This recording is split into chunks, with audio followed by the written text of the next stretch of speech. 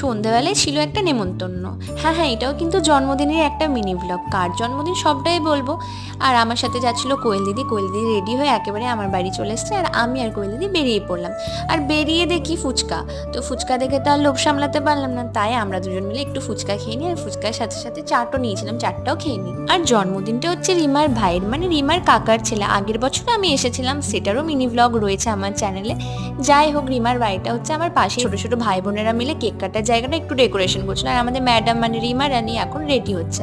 তারপর কেক কাটার সময় হয়ে গেছে, এবারে কেক কাটার জন্য যেটুকু আয়োজন করতে হয় সেটাই করছে, মানে ক্যান্ডেল জ্বালানো। তো ওটা রিমা করছে। আর এদিকে তো মোটামুটি সবাই এসে গেছে, ঋত্বিকা, মিষ্টি, কোয়েল দিদি আর ছোট ছোট বোনেরা। তো সবাই মিলে বেশ কিন্তু আনন্দ করলাম।